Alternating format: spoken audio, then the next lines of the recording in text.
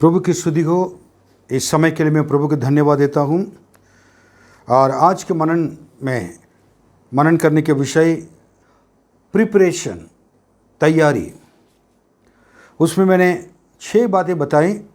आज आखिरी बात बताकर मैं इस टॉपिक को मैं ख़त्म करना चाहता हूँ।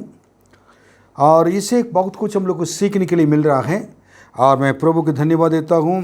प्रभु की सारे अगर रहस्य को परमेश्वर हम लोग को बताते हैं ताकि हम निकाल कर प्रभु की महिमा के लिए लोगों को बता सकें। और क्या हमने देखा है, जस्ट हाइलाइट्स, कुछ बातें मैंने जस्ट उसको दोहराना चाहता हूँ। उसके बाद आखिरी पॉइंट में हम लोग का मनन करके ख़त्म करेंगे। नंबर 1 मैंने कहा था, जो हमारे विश्वास के बारे में जो प्रभु पर रखा है और प्रभु पर करते हैं, उसके बारे में पूछने वाले के लिए सही जवाब देने के लिए हमें हमेशा तैयार होना चाहिए। समय असमय हमें प्रभु यीशु के बारे में बताने के लिए तैयार होना चाहिए। दूसरी बात है, ना सिर्फ हम बच जाएं, अपने परिवार को भी बचाना है और साथ साथ जो लोग आपके वचन को सुनते हैं उनको भी प्रभु के पास लाना है। बचाने के तरीका यही है और बचने के तरीका प्रभु यीशु मसीह के जहाज के अंदर हम प्रवेश करना चाहिए। प्रभु यीशु मसीह में सुरक्षा है और यीशु मसीह में सारे आशीषें हैं। और यीशु मसीह के अंदर जो प्रवेश करते हैं, यीशु मसीह के हाथों में रहते हैं और उनके पास जहाज पर प्रवेश करते हैं, उनके लिए हमेशा और सुरक्षा मिलती है। और नूह के बारे में बताया था। तीसरी बात है कि परम देश, परम कानान, जो स्वर्ग को परमेश्वर हमारे लिए तैयार करके रखा हुआ है, ताकि वो तैयार किए वो जगह पर जाने के लिए अपने आप को तैयार करना है। फिर उसके बाद उस देश को परमेश्वर ने ना सिर्फ तैयार किया गया, उस देश के अंदर हमारे लिए परमेश्वर कई कमरे, कई घर बना कर रखा है। और उस घर हमारे लिए, आपके लिए हैं, हम सब के लिए हैं। जो प्रभु यीशु मसीह के आगमन के लिए तैयार होते हैं और तैयार हैं और तैयारी कर रहे हैं, उनके लिए हैं। और क्या, उद्धार, बपतिस्मा और उसके बाद पवित्र आत्मा के अभिषेक और पवित्र जीवन और कलीसिया के साथ मिलकर परमेश्वर के वचन को पालन करना और प्रभु की सेवा करना, गवाही देना, सारी चीज़ें आती हैं। ऐसे लोगों के लिए प्रभु जो कुछ उनके लिए हमारे लिए तैयार कर रखा गया, वो स्थल हमारे लिए मिलेगा। ओके। फिर उसके बाद और मैंने कहा था कि कोई भी स्थिति क्यों ना हो, उस स्थिति के अंदर रहते हुए प्रभु यीशु मसीह को पीछे चलने के लिए और हमको तैयार रहना है। जैसा आप चाहते हैं, जब लोग ना अच्छी तरह रहेंगे तब प्रभु यीशु के पीछे चलेंगे, नहीं है। आपके पास पैसा हो ना हो और खाना हो ना हो, कपड़ा हो ना हो, आपकी स्थिति पर ना प्रतिकूल स्थिति में आप पड़े हो और ये या नहीं हो, और कोई भी चीज़ें आपके वातावरण और स्थितियाँ बदल सकते हैं, आपके साथ रहने वाले आपके विरोध हो सकते हैं, लेकिन ऐसी परिस्थितियों में रहते हुए प्रभु के पीछे चलने के लिए तैयार रहना है। और ये फिर उसके बाद मैंने 6वां चीज़ बताया था कि जो तैयार थे, जो तैयार नहीं थे, 10 कुंवारी के बारे में बताया पिछली बार यही मैंने बताया था कि जो तैयार थे बुद्धिमान थे, जो तैयार नहीं थे मूर्ख थे। अब हमें मूर्ख स्त्रियों के समान ना रहें, जहाँ सब कुछ मालूम होने के बावजूद भी हमने तैयार नहीं होंगे और मान में हमारे सामने दूसरे लोग तैयार हो रहे हैं, उनको देखने के बाद भी वो प्रार्थना कर रहे हैं, जो हम अब उनको देखने के बाद हम प्रार्थना नहीं कर रहे हैं, वो प्रभु के लिए सेवा कर रहे हैं, उनको देखने के बाद हमें मतलब नहीं है कहकर रहते हैं। और वो प्रभु के साथ चलते हैं, प्रभु के कलीसिया में जाते हैं और सब कुछ प्रभु के लिए करते हैं और प्रभु के पसंद के जीवन, प्रसन्न के जीवन का बिताते हैं। उसको देखने के बाद भी हम क्या करते, लापरवाही से रहेंगे तो एक ही कलीसिया में रहते हुए आखिर में मूर्ख स्त्रियों के समान छोड़े जाएंगे। प्रभु यीशु कहेंगे, मैं तुम्हें नहीं जानता हूँ। उस चीज़ों में हमको पढ़ना नहीं है। आज क्या है वचन, और हम तैयार रहना है दूसरों को भी क्या करना है कि तैयार करना है। हम अपने आप को तैयार करना है और तैयारी में रहना है, दूसरों को तैयार करना है। हम उसकी किताब 4:12 पढ़ेंगे। इस कारण हे इज़राइल, मैं तुझसे ऐसा ही करूँगा, और इसलिए कि मैं तुझ में यह काम करने पर हूँ। हे इज़राइल, अपने परमेश्वर के सामने आने के लिए तैयार हो जा। ये आमोस की किताब में लिखी हुई चीज़ के बारे में बताना चाहता हूँ संक्षेप में। जो इज़राइल नॉर्दर्न साइड लोग हैं और उत्तर देश के लोग हैं, और उन लोग के पापों के लिए परमेश्वर सजा देने के लिए तैयार थे। इसलिए परमेश्वर सजा देंगे, तुम क्या करो, उस परमेश्वर जो सजा देने के लिए तैयार है, उस परमेश्वर से मुलाकात करने के लिए तुम तैयार हो जाओ। यही तो मन फिराओगे तो ना आपके ऊपर सजा नहीं आएगी, उसके बदले में प्रेम, परमेश्वर का प्रेम आएगा, आशीष आएगी। अगर नहीं है, वही परमेश्वर से मुलाकात करेंगे और वो सजा आपको भेजेंगे। तो इसमें सबसे बड़ी बात है कि उस समय रहने वाले लोग आमोस के समय पर, आमोस और बेतेल में जो याजक अमत्सिया और दूसरा यरोबाम, ये सब लोग उस समय रहते थे। और ये वो रहा है सामरी में और समारिया देश में और बेतेल जगह पर ये हो रहा है। अब इसमें सबसे बड़ी बात है कि हमें क्या जानना जरूरी है कि परमेश्वर कोई भी व्यक्ति पाप करता हो, क्या है कि अमीर हो या गरीब हो, और कोई अच्छी तरह रहता हो और कैसे जैसे भी हो, लेकिन उन्होंने अगर कुछ भी कर रहा हो, पाप कर रहा हो, उसके लिए सजा भुगतना जरूरी है। और समय पर अगर मन फिराएगा तो उसके ऊपर सजा नहीं आएगी, अगर नहीं मन फिराएगा तो और उसके सजा उसको क्या करना है कि सजा को सामना करना पड़ेगा। सो इसलिए उन्होंने ये एक चीज़ बताकर इज़राइल लोग अंतिम दिनों में परमेश्वर के पास लौट कर आएंगे, मन फिरा कर आएंगे और अपने ज़मीन पर भी वापस लौट कर आएंगे। सो ये चीज़ को उन्होंने बताया। इसका अर्थ और संक्षेप में बताना चाहता हूँ।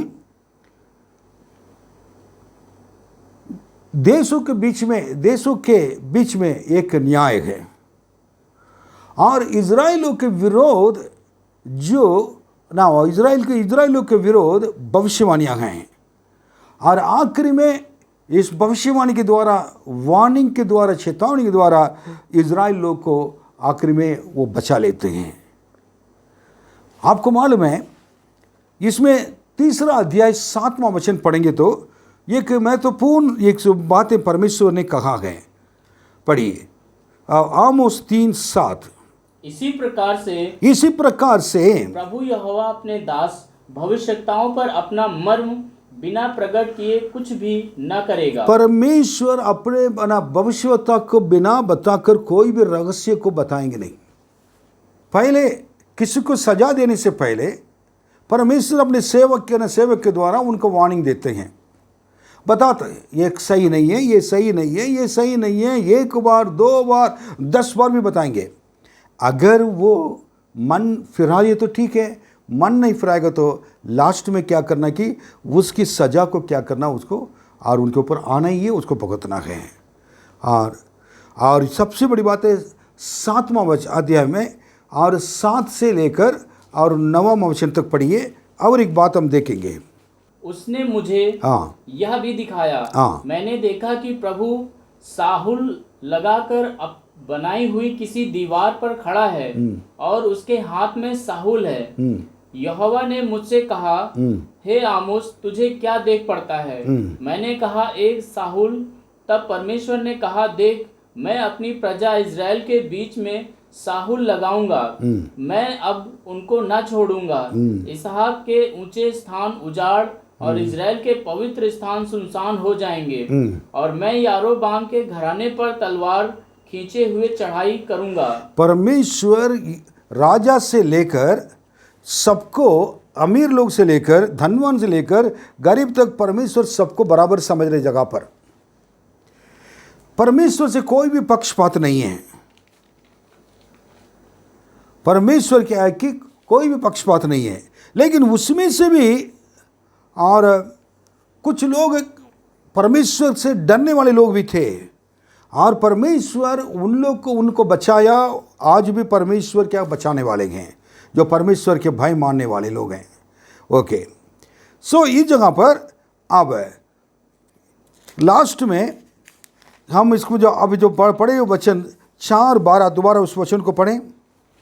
इस कारण हे इज़राइल, मैं तुझसे ऐसा ही करूंगा, और इसलिए कि मैं तुझ में यह काम करने पर हूँ। हे इज़राइल, अपने परमेश्वर के सामने आने के लिए तैयार हो जा। इस जगह पर परमेश्वर की सजा है।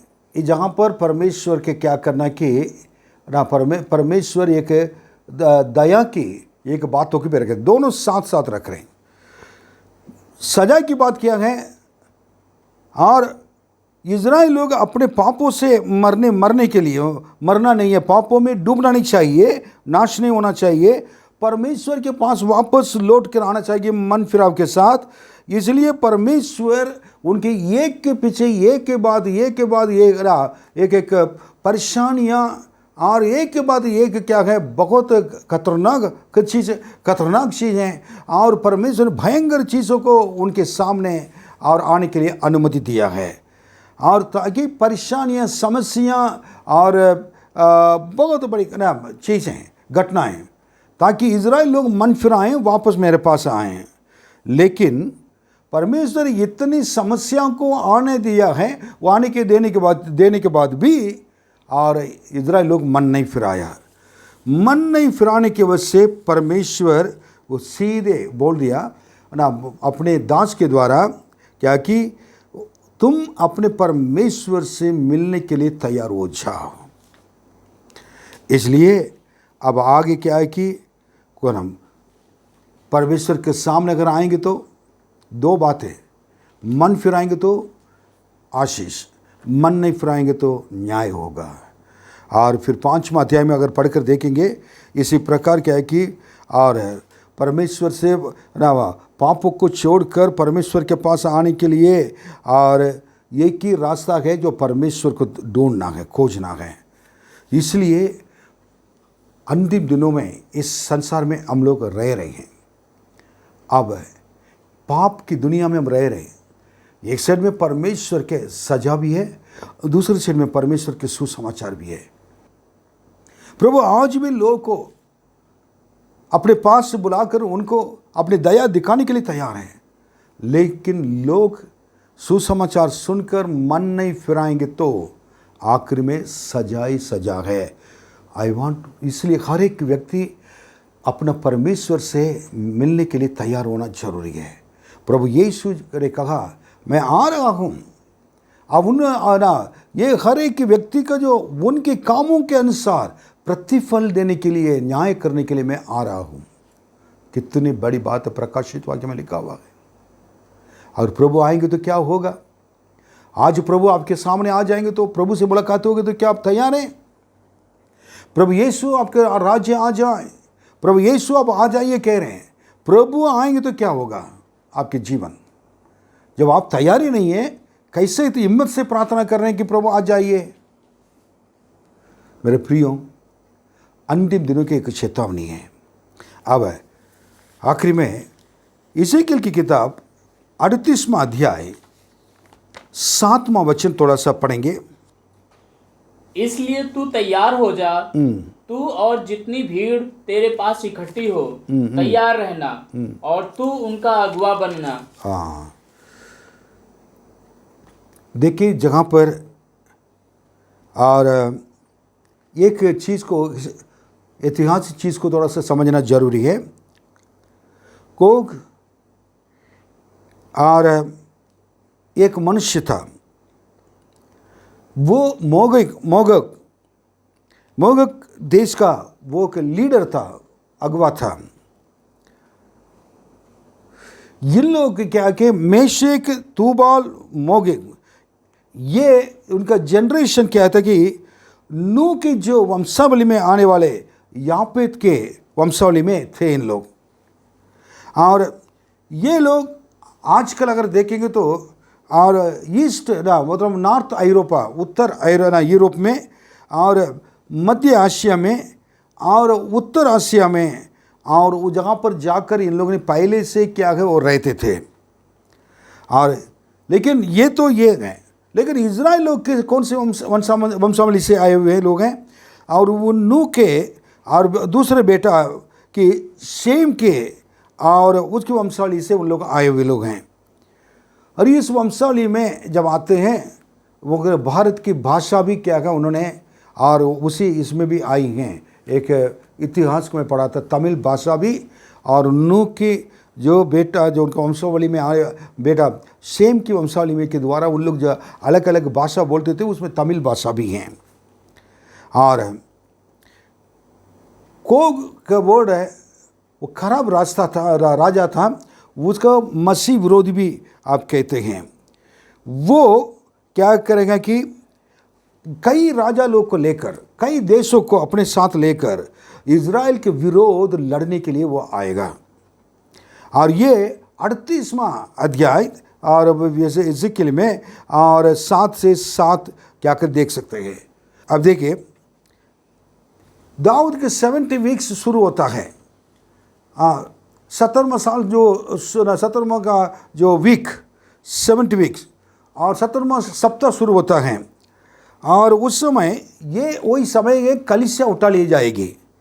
और ऐसे समय पर जो कलीसिया उठा ली जाएगी मसीह विरोधी आएगा।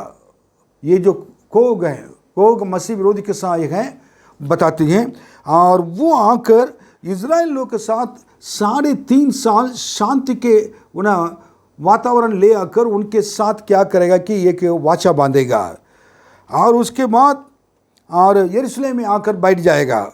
उसके बाद में अपने मूर्ति बनाकर क्या करेगा कि इज़राइल लोग को कहे कि अब क्या करना कि हमें मानना चाहिए मैं ईश्वर हूँ, मैं इस सारे संसार का मैं भगवान हूँ, ये कहेगा। और लोग क्या कर उतना उस समय कई लोग उनके विरोध होंगे और कई देश के लोग क्या करेंगे विरोध होंगे। तब और भी लोग को लेकर दोबारा वो लोग लड़ाई के लिए वो ये कोग आ जाएगा। और फिर ये आकर यहूदी लोग के विरोध लड़ेगा। और इसके बाद इसमें कई देश के सेनाएं आकर से एक देश दूसरे देश के साथ लड़ाई शुरू होगी। और इसी के इस आखिरी 3.5 साल में और महाक्लेश के समय भूकंप और बहुत बाढ़ और महामारियाँ हर चीज़ क्या है कि जो उनके समय पर जो फिरौन के समय पर हुआ था 10 महामारियाँ उससे भी बढ़कर इस समय दिखाई देगा। और उसके बाद इस युद्ध में गोग को क्या है मारा जाएगा। और इसके बाद इसमें ये खास बात है जो मरने से पहले युद्ध में और जितने हथियारें अब जो बना कर रखा है उस हथियारों को पूरा इस्तेमाल करेगा। इसका मैं क्या बताना चाहता हूँ, इसमें अंतिम दिनों में जो चीज़ होने वाली हैं इज़ेकियल की किताब के अनुसार 70 सप्ताह के शुरुआत में कलीसिया उठा ली जाएगी। उसके बाद मसीह विरोधी आएगा। मोगा के देश का एक राजा है, वो क्या करेगा, उसको लीडर है, वो लोग को लेकर इज़राइल से लड़ने के लिए आएगा। फिर उसके बाद इज़राइल लोग के साथ एक वाचा बांधेगा। पहले तो उपद्रव के क्लेश के समय और 3.5 साल। उसके बाद अपना मूर्ति बनाकर अपना कर मैं ही ईश्वर कहेगा। लोग मना इनकार करेंगे। फिर लड़ाई शुरू होगी, यहूदी लोग को मारेगा और कई लाशें पड़े रहेंगे। और इस संसार में बहुत कई देश क्या आकर इज़राइल के विरोध कोग के साथ मिलकर लड़ेंगे। वो आखिरी एक लड़ाई होगी। ये सारी चीज़ों को अगर देखने के बाद हमें क्या करना कि और परमेश्वर जो कलीसिया को लेने के लिए आएंगे और इस क्लेश के समय से पहले मसीह विरोधी आने से पहले जो कलीसिया उठा ली जाएगी उसी के लिए आपको तैयार रहना जरूरी है। प्रभु यीशु ने कहा मैं दोबारा वापस आऊँगा। इसलिए आमोस 4:12 में अपने परमेश्वर से मिलने के लिए तैयार हो जाओ। ये तैयारी का समय है। आप ये समझ रहे होंगे लॉकडाउन क्या है, हमारे लिए कष्ट परेशानी को लेकर आए। मैं मानता हूँ ये बहुत संकट का समय है, बट उसमें एक अच्छी बात है, हम अपने आप को जांचने के लिए, समझने के लिए, अपने आप को तैयार करने के लिए, अपने आप को आप कलीसिया के साथ मिलकर रहने के लिए, और पहले जो गलतियां करते थे अब वो गलतियां अभी नहीं करेंगे, और क्या करें, और कलीसिया के साथ मिलकर, परमेश्वर के साथ मिलकर, अपने लोगों के साथ मिलकर प्रभु की महिमा करने के लिए एक समय आ रहा है। प्रभु आपसे प्रेम करते हैं, व्यक्तिगत जीवन में परमेश्वर के साथ बने रहें और कलीसिया के संग आप रहें। कलीसिया को लेने के लिए आएंगे तो सारे लोग उस समय दिखाई देना चाहिए। आप अलग से रहेंगे, आप छोड़े जाएंगे। 10 कुआरी में 5 कुआरी अगर छोड़े जा सकता है, आप हम कहाँ हैं? कितने लोग कलीसिया में छोड़े जाएंगे मालूम नहीं है। और एक समय आएगा कई लोग, उसके बाद जो लोग छोड़े जाएंगे उनको और उन लोग को अपने खून बहाकर मरना पड़ेगा। उस चीज़ के लिए आप तैयार हैं? उस चीज़ ना मैं तैयार हूँ ना आप तैयार होना है। हमारे कलीसिया हमेशा पवित्र बनने के लिए परमेश्वर से प्रार्थना करें।